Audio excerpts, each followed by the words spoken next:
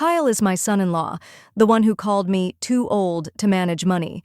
Emily is my daughter, the one who smiled while he drained my accounts. They forged my signature, flipped my house behind my back, and labeled it help. Now his credit's frozen, her name's off the board, and every dollar's coming home. They thought I was just a grieving widow in their guest room. They forgot I'm the trustee, and I never signed it over. All right, before we dive into this crazy story, do me a favor, subscribe and tell us where you're watching from. I earned every cent, but apparently I'm too old to use it. The scone crumbled under Ellen's butter knife, but it was Kyle's voice that made her hands tighten. She looked up, the late morning sunlight glinting off the crystal pitcher of mimosa on the brunch table, Kyle's Rolex catching the same light as he smiled across at her. "At your age," he said, smoothing his napkin over his khakis, "you don't need money. You need stability." Ellen smiled back with practiced ease, as if his words hadn't hollowed something deep inside her chest. She murmured, lifting her coffee cup. "I suppose I'm lucky to have both." Emily laughed, missing the shift in her mother's expression. "Kyle's just being protective. You know how numbers stress you out." Ellen didn't reply. Her gaze flicked to the Tesla parked at the curb, silver, sleek, smug. Kyle had picked it up last week, bragging to his friends about new investments paying off. Ellen had assumed he meant the rental property in Pasadena. Back in her suite, a converted space above the garage that Emily had called cozy, but felt increasingly like a gilded cage. Ellen sat at her desk and opened her laptop. Her fingers moved automatically through the password fields, though her stomach coiled tighter with every keystroke. The investment portal loaded slowly. She leaned back in the leather chair James had once insisted was ergonomic and sensible, like him. Her late husband had been steady, dependable, and meticulous about finances. "You'll never have to worry," he'd always told her. "Everything's in place." Everything was not in place. The balances had shifted, not drastically, not enough for immediate suspicion, but she noticed. Quarterly interest amounts were off. Withdrawals appeared, categorized innocently enough: home maintenance, car upgrade, loan consolidation. Ellen hadn't authorized any of them. Her pulse quickened. She clicked deeper. Most of the accounts were still under the trust, co-managed with Emily. But one, her Roth IRA, the one she had funded from her freelance editing work in the early 2000s, was gone from her portfolio. Gone. She checked the account number from an old statement, then checked again. Her name was missing entirely. She stared at the screen. It was impossible. James had set that up for her independent use. They had argued about it. He'd wanted joint access. She'd insisted on keeping one asset purely hers. He had relented, smiling, saying, "You're stubborn. That's how I know you'll outlive me." She had. The bedroom was silent except for the soft hum of the AC and the chirp of birds from the open window. Ellen closed the laptop and opened the drawer beneath the desk. Inside were folders stacked neatly, tax returns, old receipts, James's handwritten notes. She pulled out the thickest one, Trust Documentation, 2019. Dust puffed as she laid the folder flat. Her fingers shook slightly as she turned each page, scanning for language, for signatory lines, for any hint that her access could have been revoked without her consent. There was none. She didn't cry. Not yet. Instead, she pulled up an Excel file titled Financial Firepower, Active Assets. James had always teased her for naming things like a Wall Street analyst. The sheet was color-coded, updated quarterly, organized by asset type and legal control. She hadn't looked at it in 6 months. She started making entries. Columns lit up green and red. Green meant safe. Red meant questionable. Orange was unknown. The Tesla was red. Her personal savings was orange. The Roth IRA... She typed in the last 4 digits, her hand cold against the keyboard. Then she color-coded the entire row dark red and wrote next to it, "Name removed, 9 months ago." Her eyes stayed on that line as the room blurred. She tried to remember what had happened 9 months ago. Emily had insisted she move in, said it would be easier for everyone. James had only been gone 6 months at the time. Ellen had been too numb to argue. A soft knock sounded at the door. Mom? Emily's voice. We're heading out for a hike if you want to join. I'm fine, Ellen called back, steady and smooth. I've got some reading to catch up on. Footsteps faded. A door slammed. The Tesla purred to life. Ellen stared again at her spreadsheet, her fingers poised above the keyboard like a conductor before a dark symphony. Then she opened a new tab and searched. Revocable trust power. Removing a beneficiary without consent. She discovers an account with her name removed. Retroactively, 9 months ago. They left my name off the forms, but it's still on the trust. The manila folder trembled slightly in Ellen's grip as she laid it on the polished walnut of her attorney's desk. Outside the downtown law office, the sounds of mid-morning traffic filtered in. Horns, footsteps, the occasional bark from a nearby hot dog cart. Inside, it was clinical quiet. Leather chairs, chrome fixtures, walls lined with casebooks that hadn't been touched in years. The revocable trust, she said, voice even, was last amended in 2019, with James. Before everything.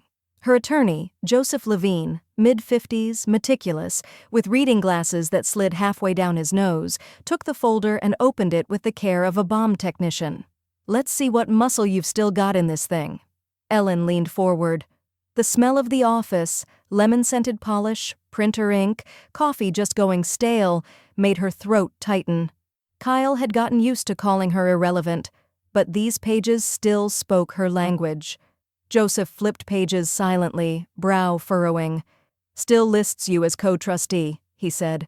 Still lists you as beneficiary, primary decision-maker in the event of a dispute, and sole survivor trustee. Ellen nodded once. He looked up. If a trustee, say, your daughter or son-in-law, mismanages funds or uses them for personal gain, and you can prove it, they're civilly liable. Possibly criminal, depending on the scale and intent. Ellen exhaled slowly. That's what I needed to know. When she returned home, the Tesla was gone. The house was quiet, the faint scent of cinnamon and lemon cleaner hanging in the hallway. She walked past family photos she hadn't chosen and into the kitchen, where Emily had left a note pinned to the fridge. Ran to the co-op.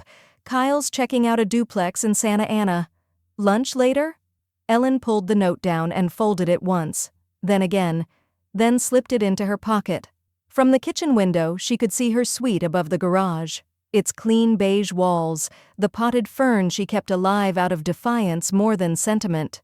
That suite, she realized, was as much a performance as her daughter's brunch smile. Controlled comfort, polite exile. She walked upstairs and opened the diary. It wasn't leather-bound or floral or anything you'd mistake for sentimental. It was black, legal-sized, spiral-bound, the kind corporate paralegals favored. She'd started it the day after the brunch, when Kyle said the word stability like a weapon. She uncapped her pen and began to write. March 18th. Emily said, "We just streamline things. It's easier for Kyle to manage everything." Kyle discussed rental properties in Anaheim, flip potential in Fountain Valley, no disclosure of funding sources, arrogant tone, mentioned sitting on other people's leverage. Downstairs, the front door opened. She heard Kyle's voice, low, confident, rehearsed. "If we clear zoning, we can double it in 14 months. Worst case, we Airbnb it till the market flips." Ellen paused mid-sentence and smiled, then resumed writing. "Kyle Unaware Trust still names me sole freeze authority." Emily unconcerned. "Proceed with security updates." That night, Ellen sat by the soft glow of her desk lamp. She opened her laptop and began changing passwords, banking, investment dashboards, even the backup email they'd once shared with James for just-in-case scenarios. Then she did something she hadn't done in a decade. She formed an LLC. Simple name, neutral address. A shell, for now. She started transferring small assets, stocks not under the trust, bonds James had gifted her separately, to the holding company, quietly, cleanly. It wasn't revenge, not yet.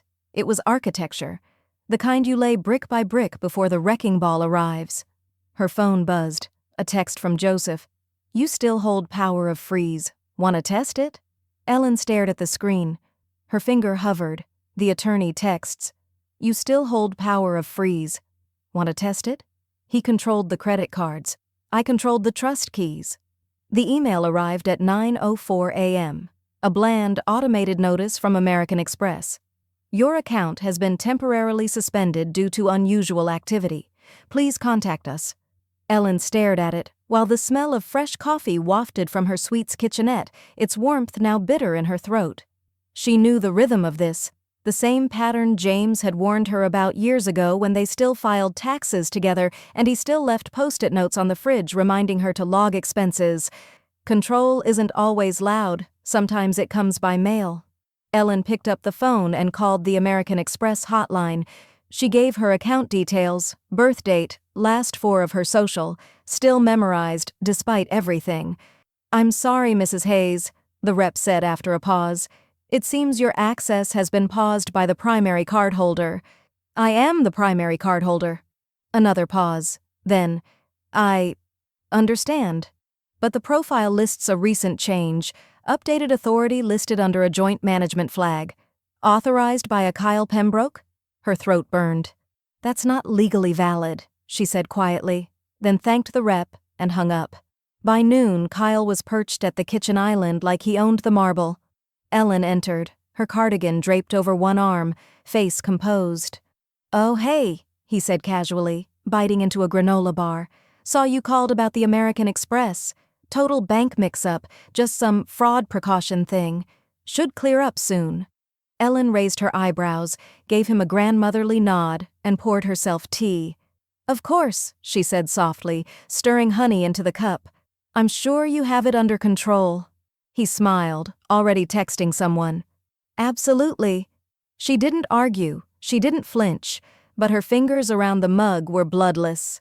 The next morning, Ellen walked into First Pioneer Bank wearing James's old navy blazer, heels low but sharp, hair pinned back. The clerk smiled, polite but distracted. Ellen smiled back, but with intent. "I'd like to request printed statements," she said, "for all accounts ending in 7712, 4498, and 3267, the last 3 months." The clerk blinked. "Those are multiple accounts, some joint—" "I'm trustee," Ellen said, sliding a notarized copy of the trust across the counter like a playing card. "You'll find I have full rights to view. I'd prefer it in person."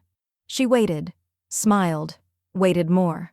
An hour later, she walked out with a thick envelope under one arm. Back in her suite, Ellen sat at her desk and peeled the flap open. The paper smelled like toner and static, still warm from the printer. She flipped page after page. Spa Lux, Home Depot, Target. Charges in towns she hadn't visited in years. A home renovation company in Fullerton, $8,300 billed to a subcontractor she didn't recognize. Ellen's pulse thudded as she circled entries with a red pen, just like James used to.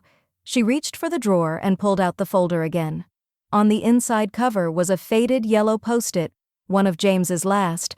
"Always keep your original trust copy and one friend in finance." Ellen opened her contacts and scrolled to the name. Gloria DeWitt. She hadn't spoken to her in over a year, but Gloria answered on the second ring. "Ellen Hayes? Lord? How's Raina? It's been a while. How are you?" "I need a favor," Ellen said, her voice low and level. "Not a personal one, a financial one." There was silence on the line, then a chuckle. "You've got my attention." Ellen explained, point by point. Transactions she hadn't made. Authority changed without consent. Funds drawn in odd rhythms that James would have flagged in a heartbeat. "You want a forensic dive?" Gloria asked. "I want a flashlight in a locked basement." Gloria paused. "Email me everything. PDFs, copies of trust language, account activity. I'll start tonight." Ellen exhaled, the tension pulling from her shoulders like thread from a tight stitch. "Thank you." "No need," Gloria said. "This smells like rot, Ellen. Let's find the body." That night, Ellen lit the hallway lamp and opened a window. The cold breeze brushed her face. Downstairs, Kyle's voice echoed through the house, something about equity share and synergistic partners. Emily laughed distantly. The house had become a stage, and they didn't know she'd started building the trapdoor. At 11:42 p.m., her phone buzzed. One new voicemail from Gloria. Ellen pressed play. They've been laundering your assets into personal ventures, and I can prove it. Gloria calls that night. They've been laundering your assets into personal ventures. They said I had no use for money, so I gave my lawyers something to use. The pen moved slowly over the thick parchment paper, the sound of ink scratching like quiet defiance.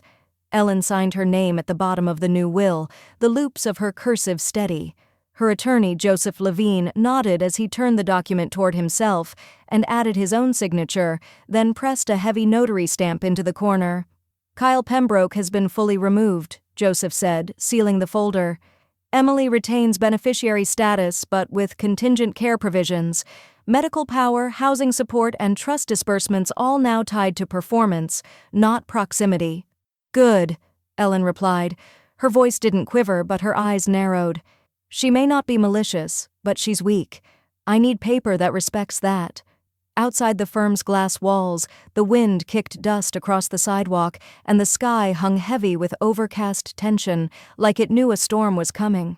Ellen stepped into the cold with her coat buttoned high and resolve deeper than ever. That afternoon, the living room buzzed with the sound of soft jazz and low conversation.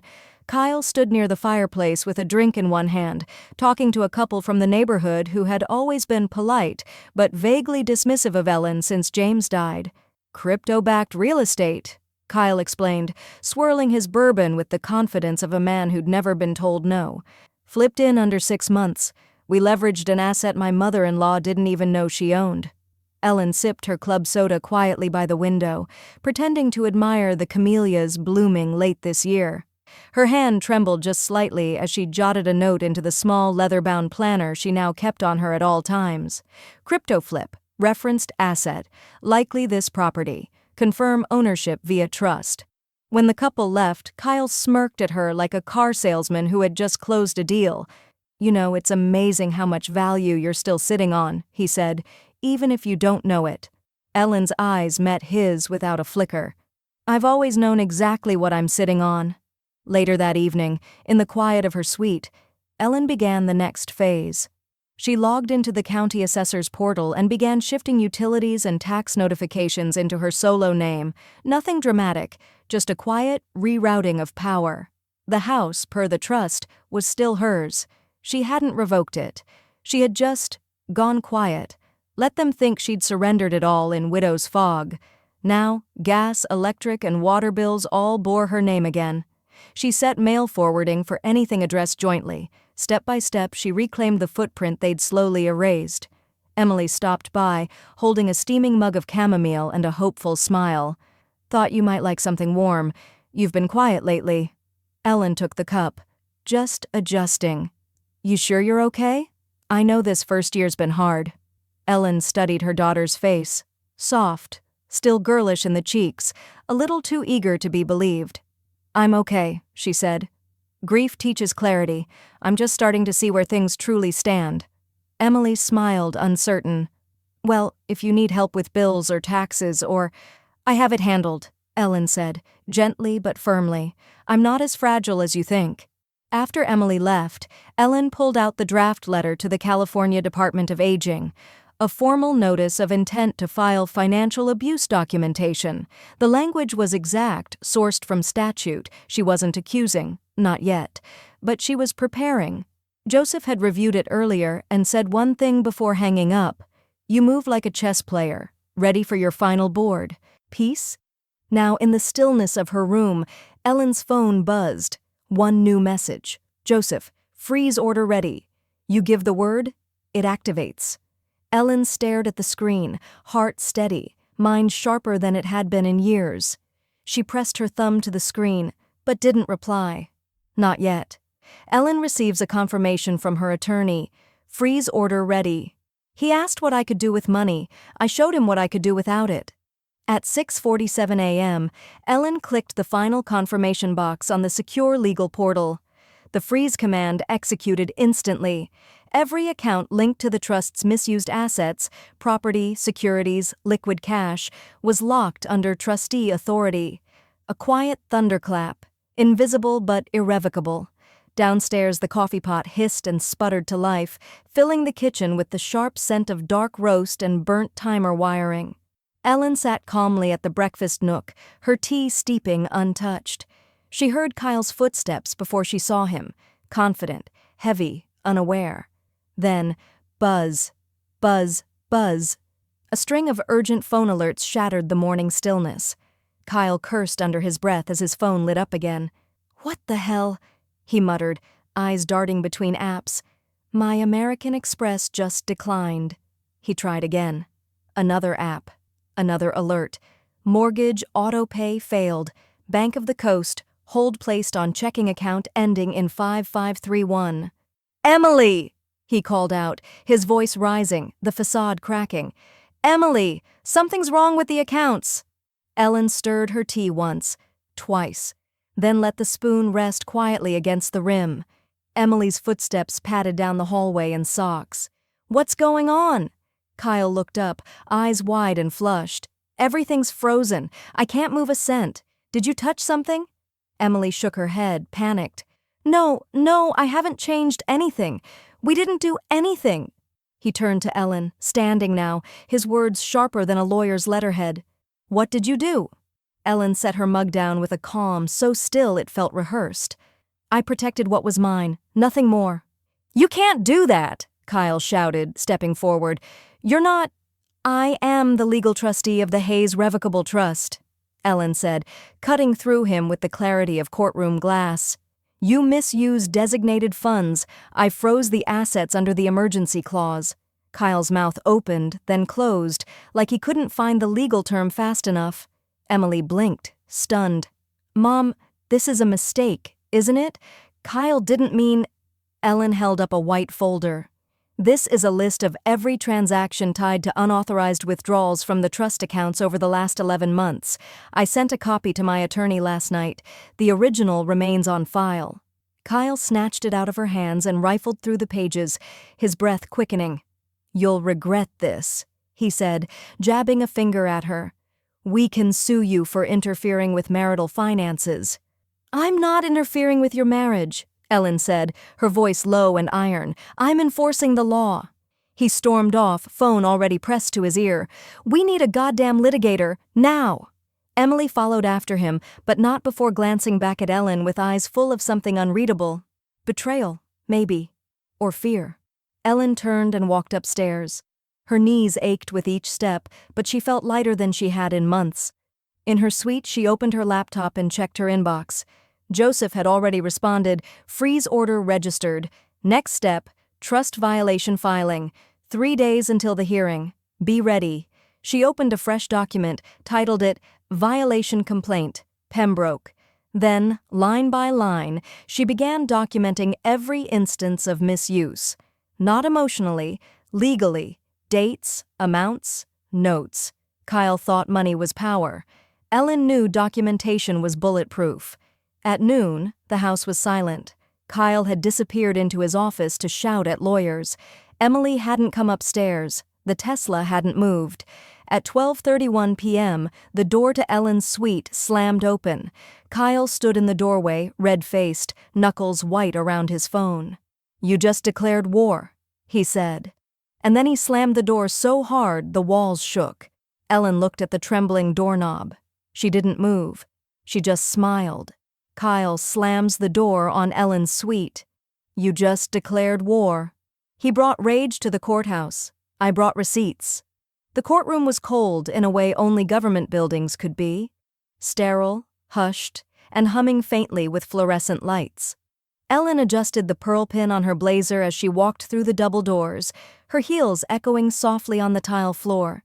Joseph flanked her on the right, a calm presence with a leather briefcase and a steel-tempered expression. The scent of old varnish and paper filings drifted through the air like dust on glass. Across the aisle, Kyle was already seated. No suit jacket, no lawyer, just rolled-up sleeves, flared nostrils, and a jaw working overtime like he was chewing on strategy and failing. "Your Honor," he blurted the moment the clerk called their case number. "This is a family misunderstanding, not a legal issue. My mother-in-law is clearly—" "Mr. Pembroke," the judge said without looking up, "you'll wait until counsel has spoken." Kyle muttered something under his breath. Emily sat beside him, hands folded too tightly in her lap. She didn't look up once. Her lipstick was smudged. Ellen took her seat slowly, with the kind of calm that came from preparation, not pride. She didn't glance Kyle's way. Her eyes were on the bench, always forward. Joseph rose with his opening. "We are here to confirm a breach of fiduciary duty by Mr. Pembroke involving unauthorized financial manipulation of a revocable living trust. My client, Mrs. Hayes, is the named legal trustee and sole authority on the asset management under dispute." He moved like water, smooth, sharp, impossible to grab. Each point was delivered with exhibits, bank statements, title changes, screen captures from financial dashboards, all labeled, time-stamped, notarized. The judge leafed through the first exhibit packet. "Mr. Pembroke," she said finally, lifting her gaze, "were you aware Mrs. Hayes remained the legal trustee on the Hayes Family Trust?" Kyle stood, exhaling like a man trying to exhale himself into authority. "Your Honor, I was under the impression that Emily had been given co-authority. We were managing day-to-day operations." She said, "Did you verify that through legal channels?" Kyle blinked. "Well, no, but did you obtain a signed amendment or witness statement from Mrs. Hayes consenting to a reassignment of authority?" "Number. But we didn't think—" "Exactly," Joseph interrupted smoothly. "They didn't think. And in the process they siphoned over $94,000 in trust-backed funds into personal and speculative business ventures, spa treatments, a Tesla, a short-term crypto-backed rental deal, all without Mrs. Hayes's knowledge or consent." The courtroom went still. Ellen could hear her own breath and the faint scratch of the judge's pen against her notepad. Emily's shoulders slumped. Kyle's face flushed a deeper red. "I have every transaction documented," Joseph continued, placing another folder on the table. "And I have a list of witnesses ready to confirm Mr. Pembroke's open discussion of using elder leverage to acquire funding." Kyle leapt to his feet. "That's hearsay. It's all—" The judge held up her hand, palm flat. "You're not a lawyer, Mr. Pembroke, and right now you're not even helping yourself." Silence. Just the buzz of courtroom electronics and the ticking wall clock behind the bench. "I'm issuing a temporary restraining order against Mr. Pembroke," the judge said. "He is barred from accessing any trust assets, real estate, or associated accounts until full review. Violations will trigger immediate contempt proceedings." Kyle sat down hard. Emily touched his hand. He pulled away. Ellen didn't look at either of them. Her eyes were fixed on the horizon no one else could see. After court adjourned, Joseph leaned in, voice low, words precise. "You want to press criminal charges next?" Ellen closed her folder with a quiet snap. Her lips barely moved. "Let's see if he blinks first." Ellen's attorney turns to her. "Do you want to press criminal charges next?" "He said I was confused at my age.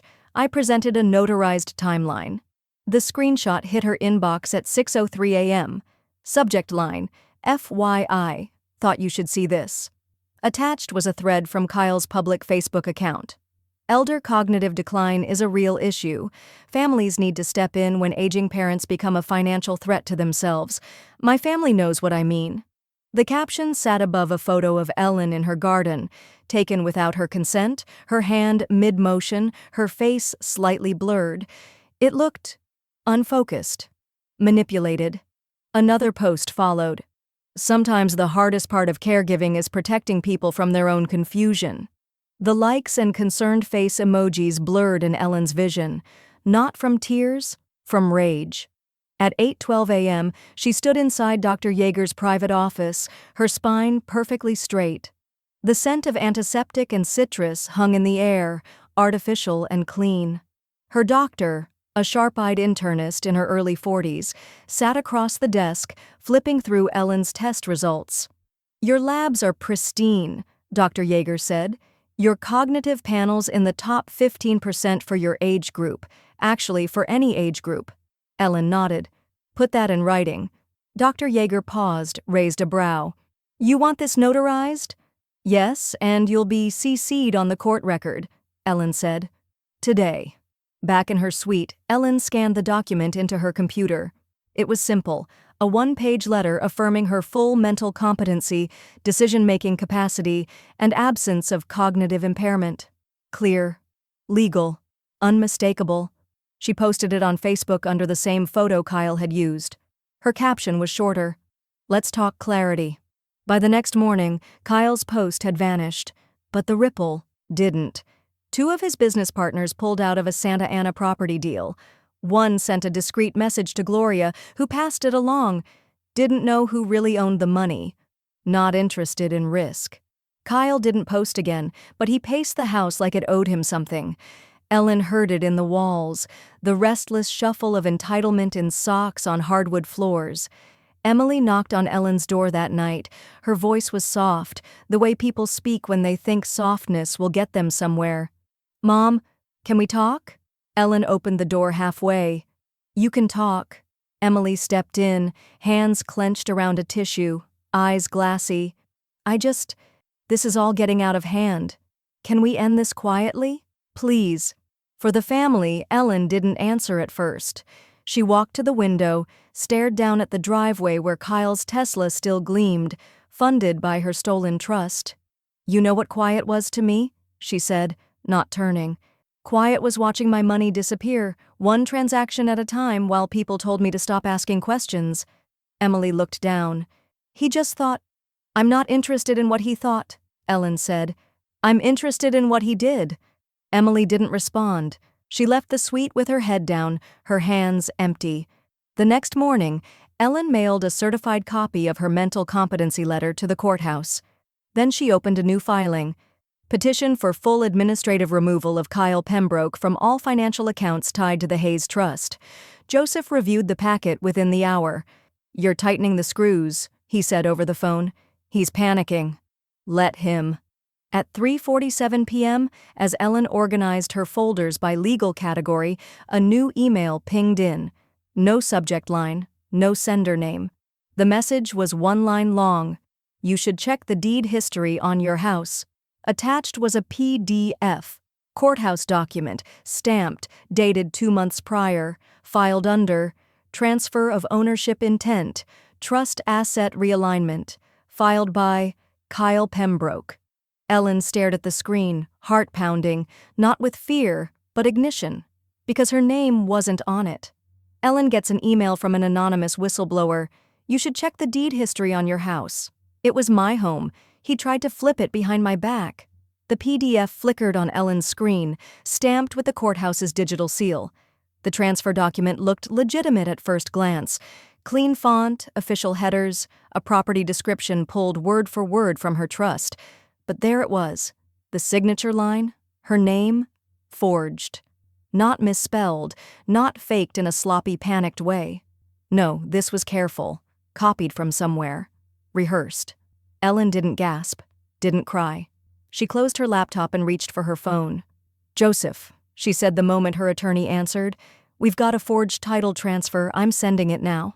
10 minutes later, she was on another call, this time with a man named Lucas Hartwell, a retired IRS fraud investigator who now ran a private consultancy out of a quiet office in Long Beach. His voice was low, gravelly, and immediately efficient. "Send everything you have," he said. "I'll pull tax trails, title filings, and IP trace logs.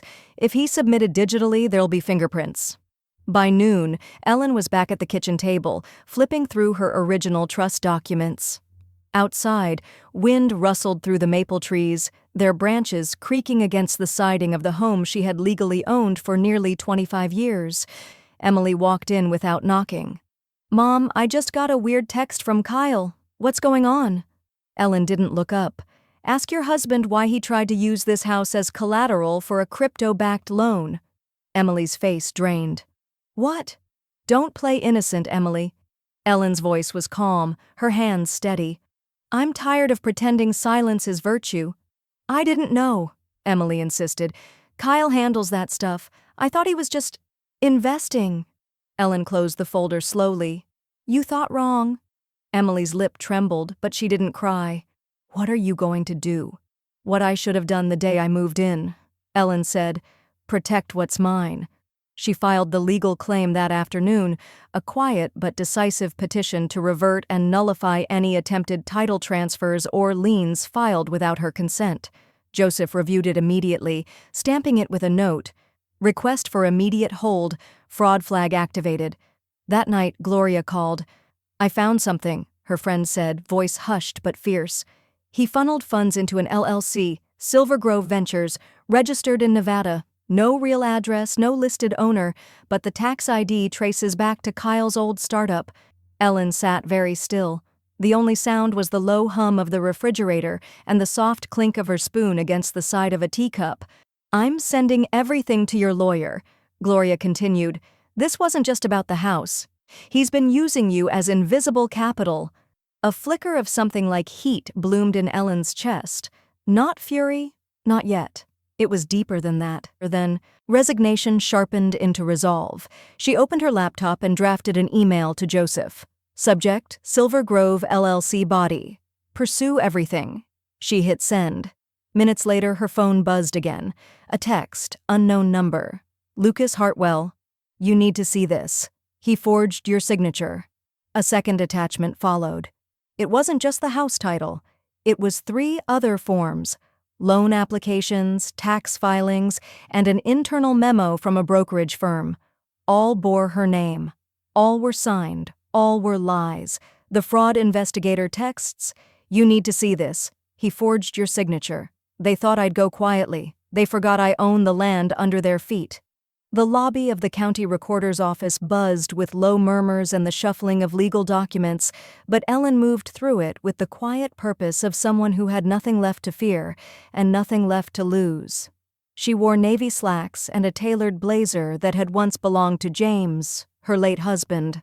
The fabric still carried a trace of his aftershave, faint but present, like a memory stitched into the seams. She approached the glass service window and slid a thick folder across the counter to the intake clerk, a young man with a tired smile and a stain on his collar.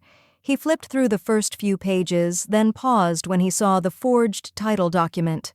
"I'm here to reverse an illegal deed transfer," Ellen said, her voice steady and low. "This property was signed over without my consent. That is not my signature. I'm the trustee and the owner." The clerk blinked once, then called for a supervisor. 30 minutes later, Ellen sat in a back office under buzzing fluorescent lights as a notary examined her trust documents, original title, and the investigative report Lucas Hartwell had prepared. No one questioned her. The evidence, neat and brutal, spoke for itself. Before noon, the fake deed had been nullified and removed from public record. The county issued a new certificate of title, restoring her as the sole legal owner of the property. She folded the document carefully and slid it into her bag, alongside the other confirmation copies, one of which she fully intended to tape to the refrigerator door as a quiet, personal victory. Later that same day, Kyle Pembroke, dressed in business casual and still riding the performance high of a morning investor meeting, was handed a thick envelope in front of 3 men in slim suits. The process server was discreet, professional, but made no effort to hide the fact that the papers were legal and binding. "Mr. Pembroke?" the woman asked. "Yes?" "You've been served." The room quieted. Someone shifted awkwardly in their seat. Kyle took the envelope with a confused half-laugh that dissolved almost immediately. His jaw tensed as he flipped through the first few pages. His mouth opened to speak, but nothing came out. By the time Ellen heard about it from Gloria, who had a friend embedded deep within Kyle's dwindling investor circle, the damage was already rippling through his accounts and reputation. That evening, as dusk spilled into the corners of the house, Emily called. Her voice was small over the speaker.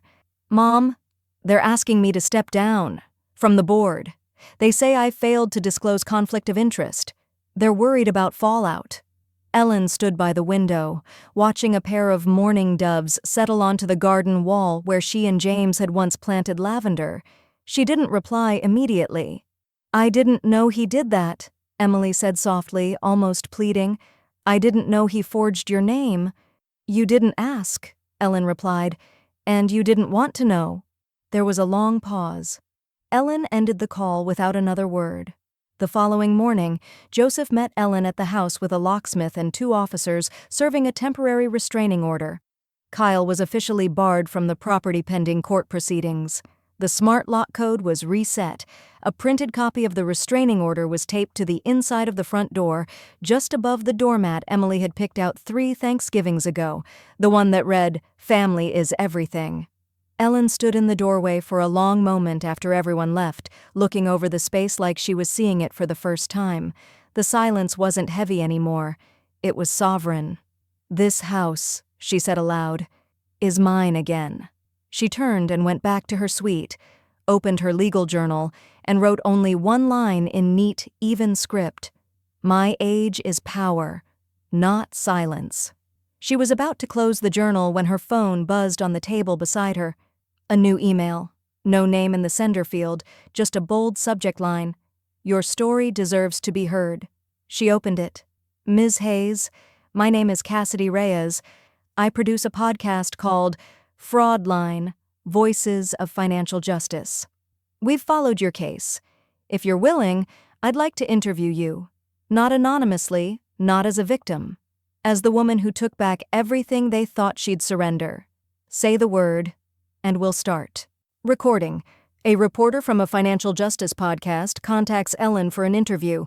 "They buried my name in paperwork. I carved it into public record."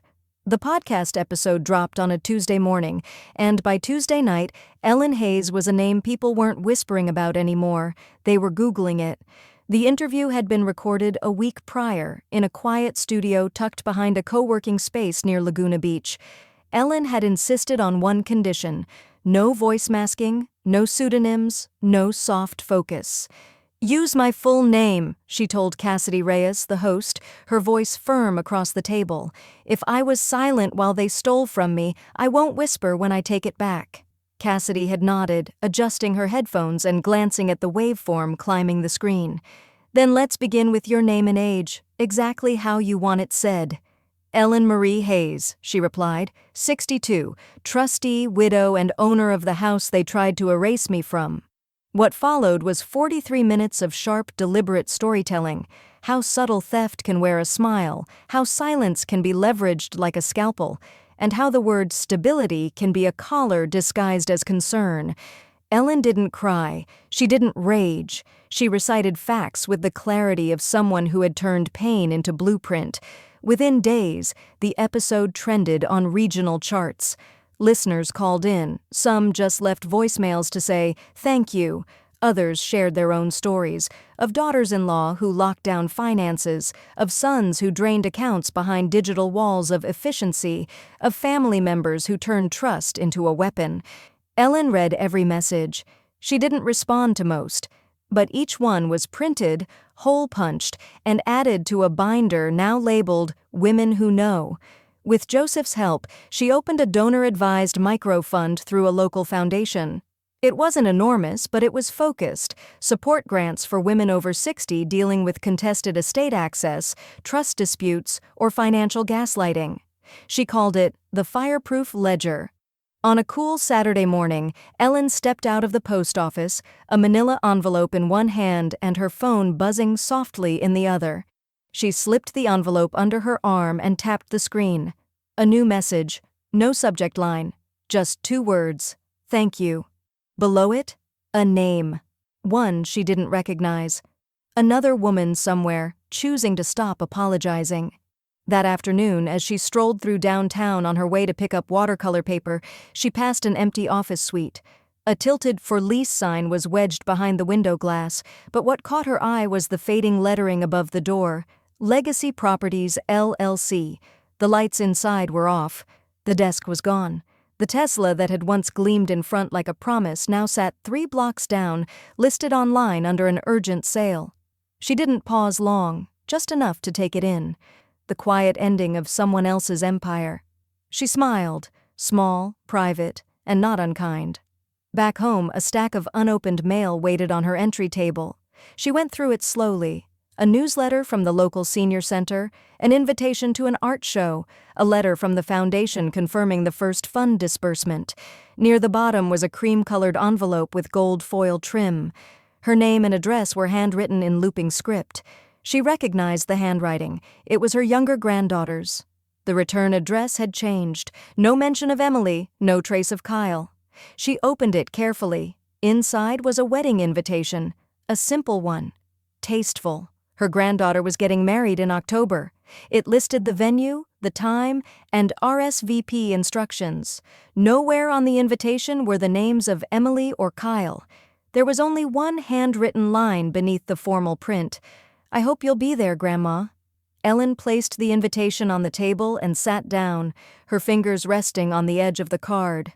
Outside, the wind picked up, rustling the ivy James had once trained to grow across the fence.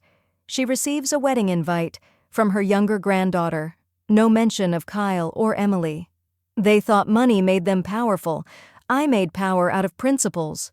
The scent of eucalyptus hung in the air, dry and sharp, as Ellen stepped across the gravel path leading to the cottage. It was modest, sun-faded, and nestled at the edge of a coastal bluff just outside San Luis Obispo. A white mailbox leaned slightly at the curb, the house number barely legible in flaking black paint. She liked that about it. Nothing to prove, no need for polished gates or manicured hedges. The realtor, a young man with a too-eager smile, handed her the keys with a quiet sort of reverence. "Congratulations," he said. "Feels like a good fit." Ellen nodded, tucking the keys into the inside pocket of her blazer. She didn't offer much in return, just a small smile, polite and closed. She had already told Joseph to run the purchase through her personal holding company, not the trust. This house was for her future, not for anyone's inheritance plan. Inside, the air was cool and quiet, sun casting angled light across the wood floors. She walked slowly from room to room. The cottage smelled of fresh paint and sawdust, a house waiting to be lived in, not inherited, not claimed, not debated over. She lingered by the kitchen window and imagined a garden bed along the back fence, basil, maybe, something she could smell when the breeze blew through. That night, back in her suite, Ellen opened her will, not the version they had seen, or the one she had let Emily believe was still active. This was the new draft, clean, fiercely intentional, and written with no apologies. She moved deliberately through each clause, her glasses low on her nose, pen steady. Kyle's name was nowhere in the document. Emily's was only mentioned once, stripped of trustee rights, executor titles, or access to assets.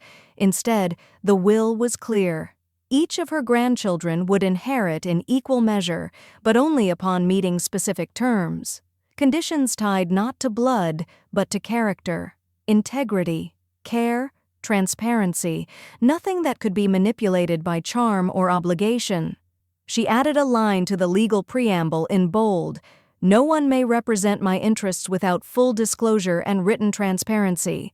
Joseph had reviewed the language earlier that day and had only one comment: "This is cleaner than most trust fund bylaws." To which she had replied, "It's not a trust, it's a boundary." Later, sitting in her reading chair, Ellen reached for the small wooden box that held James's old letters. She hadn't opened it since before the court hearings. She unfolded a note he had written on their 34th anniversary, the handwriting neat and confident. "You'll never be the loudest in the room, Ellie, but you'll be the last one standing." She pressed her palm to the paper, as if to ground herself in his words. Then, almost on instinct, she reached for her phone and opened her calendar. The financial literacy panel was tomorrow, organized by the same local nonprofit that had helped her launch the Fireproof Ledger Fund. The event was hosted in the community library auditorium, filled with folding chairs and the scent of freshly printed pamphlets. Ellen sat at the end of a long table alongside two lawyers and a retired CPA. When it was her turn to speak, she rose slowly, adjusted the microphone, and gave her name. "My name is Ellen Hayes," she said, voice even, but not cold. "And I'm here to talk about how trust is more dangerous when it's given blindly." She didn't tell her story to be applauded. She told it to be recorded. Every sentence was deliberate, not bitter, just exact. Afterward, several women waited to speak with her. One handed her a handwritten note. Another simply touched her hand and said, "You reminded me I'm not crazy." Ellen left with a full heart and an empty tote bag. The air outside smelled like damp cement and salt water. As she unlocked her front door, her phone rang. She picked it up without checking the number. Joseph's voice was clear through the line. Judgment came through. Kyle's accounts will be frozen starting Monday. We're officially recovering losses. Ellen leaned against the doorframe, eyes closed for a moment. Then let it begin, she whispered. Her attorney calls. Judgment entered. Kyle's accounts will be frozen starting Monday. They lost their grip. I found my footing. The coffee shop smelled like cinnamon scones and clean tile. Quiet, sun-warmed, and blessedly absent of anyone who needed her to explain herself. Ellen slid into a corner booth with a dark roast in hand, steam rising in gentle curls from the lip of the cup. The sound of milk frothing at the counter mixed with the hum of low conversation and acoustic guitar humming through the speakers. It was the first time in a long time that she hadn't brought paperwork with her. No folders, no legal pads, just her leather-bound journal and a fountain pen that had belonged to James, refilled, polished, hers now. The barista, a college student with silver rings and freckles, brought over a warm croissant on a small white plate. "You come in here a lot, right?" she asked. "You always look like you're solving something big." Ellen smiled, folding a napkin beneath the plate. "Not anymore. I already did." The barista grinned and walked away, leaving Ellen with a quiet that didn't feel empty. She sipped her coffee slowly, one eye on the window where the breeze teased loose petals from the planter box outside. Her phone buzzed once. A notification from her bank. ACH credit. IRS refund. $7,426.19. Description: reversal of penalties. Falsified filing. Pembroke. Ellen read the line twice, then placed the phone face down on the table. She didn't need confetti or fanfare. That number was more than money. It was verification. Proof that systems, when pressed hard enough, could snap back into alignment. Back home, the mail had arrived earlier than usual. A slim envelope from the IRS, confirming the reversal. Another from Joseph, enclosing final account audits, all restored.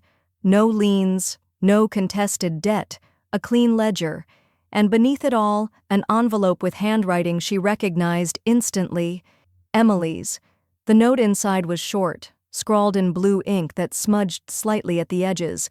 "Mom, I don't know what to say anymore. I keep thinking there's something left to fix, something left between us. I'm sorry. Not for him. For myself. For not seeing what I should have protected you from. If you can ever forgive me, I'm still here." Ellen stood at the kitchen counter, the letter open beside her, the late morning light casting long stripes across the tile. She didn't cry. She didn't sigh. She simply reached into the drawer beside the fridge and pulled out a photo, one she hadn't looked at in years. Emily, age 8, on a beach in Monterey, hair tangled, hands covered in sand, laughing at something her father had just said. Ellen turned it over. On the back, she wrote nothing. She slid it into a new envelope and mailed it that afternoon. No return address, no message, just memory. That night, she lit a candle in the center of her dining table. Not for James. He had his own light, always. And not for grief. It no longer held dominion here.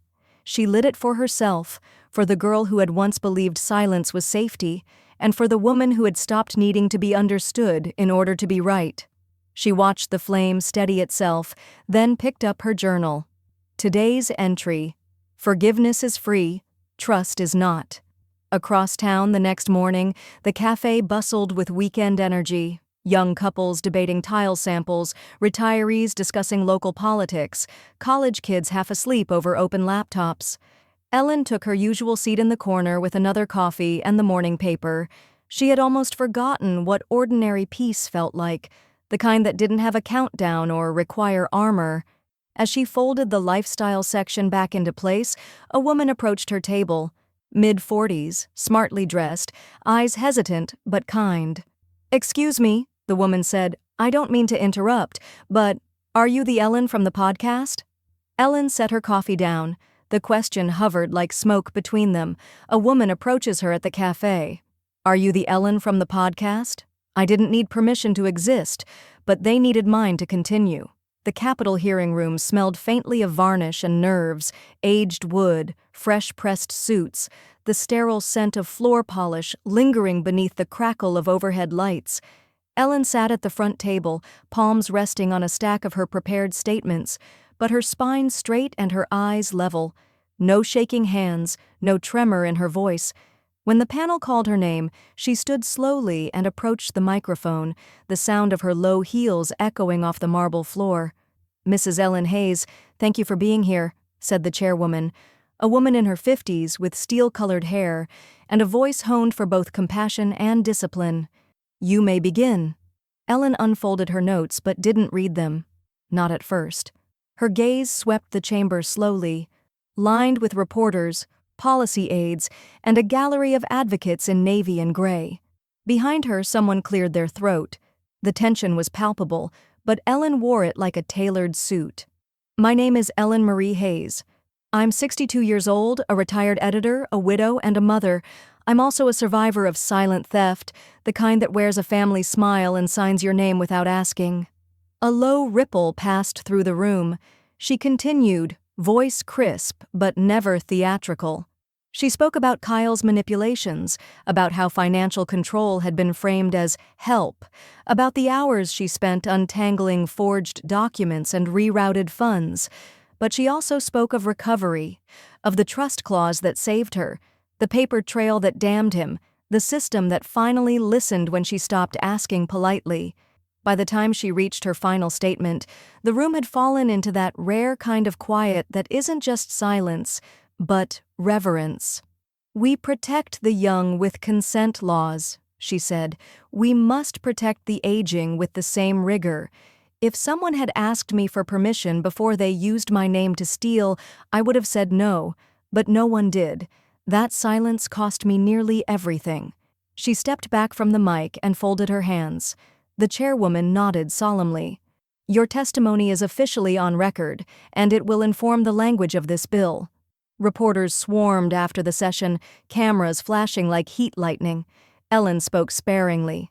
Cassidy from the podcast was there, smiling with a kind of professional pride. Ellen nodded at her but kept walking. By Thursday, headlines circulated across statewide feeds: "Widow's Case, Sparks' New Finance Reform Bill for Elder Protection. Trust Betrayed, Legacy Reclaimed, Ellen Hayes Testifies." But the news that reached Ellen personally came not through the media, but through a call from Joseph 2 days later. "Kyle's in deeper now," he said flatly. "They're pursuing additional charges: wire fraud, digital forgery, false instrument filings. Your evidence pushed it forward." Ellen stood by the windowsill of her cottage, watching the tide pull out. "Good," she said. "Let it reach all the places I couldn't." Later that same week, she received a letter from Emily. The envelope was unmarked, but she knew the handwriting, rounder now, older. The note was brief, almost hesitant. "I know I failed you. I still hope there's something left. Not for inheritance. For closure." Ellen stared at the paper for a long time before sliding it into the shredder. The soft hum of blades felt cleaner than any reply she could have given. She murmured almost to herself, "Closure isn't yours to request." That evening she changed her phone number. Only her 2 grandchildren were given the new one. No explanations, just a quiet reshuffling of boundaries now made permanent. And when Ellen returned to the Capitol weeks later for the ceremonial signing of the bill she'd helped shape, she stayed only long enough to witness it become law. Then she walked out of the courthouse alone, coat buttoned, chin lifted, her reflection flashing briefly across the wide glass doors as they opened for her. There was no one waiting on the other side, and she didn't need there to be. At home that evening, her mailbox held only one item: a thick white envelope from the Superior Court of California, bearing the official seal. She opened it slowly, letting the weight of the document settle in her hands. Final judgment. In favor of Ellen Hayes. Enforcement effective immediately. Final envelope from the court. Full judgment in your favor. Enforced. He asked why I needed money. I never said I did. I just needed control. The check cleared on a Monday morning, the kind of crisp autumn day when the air smelled faintly of chimney smoke and dried leaves. Ellen stared at the confirmation email, the screen glowing quietly in her kitchen, and then closed the laptop without ceremony. A portion of the settlement, just under $80,000, had been transferred to a new legal entity, the Eleanor Hayes Housing Trust. Its mission was simple: help women over 60 retain ownership of their homes during divorce, inheritance disputes, or manipulative cohabitation. No one needed to prove they'd been wronged. They just needed to want control back. By Wednesday, she was back at the community center, seated in a circle of folding chairs, a tray of cinnamon muffins untouched on the side table. Across from her sat a retired nurse, a former teacher, a woman who'd once managed her husband's business books but never held a joint account. They didn't talk about revenge. They talked about boundaries, clauses, digital access, power of attorney. "You don't need to be rich," Ellen told them, pointing to the copy of her now famous will. "You just need to be remembered in ink." They laughed, softly, cautiously, but they wrote things down. The following week, a literary agent sent a glossy proposal packet with a handwritten note. "Your story deserves to be bound." Ellen mailed it back unsigned with a sticky note. It already was. In court. Instead, she went back to something older, something quieter. In the corner of her cottage garage, beneath a paint-splattered drop cloth, sat an easel she hadn't used in 25 years. James had once joked that her oil paints smelled like ambition and turpentine.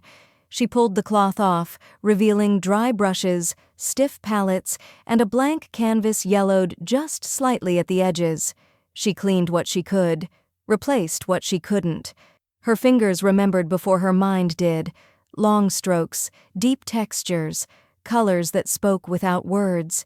She didn't know what the painting would be at first, but it began with bold lines and dark reds, anger that had turned cool with time.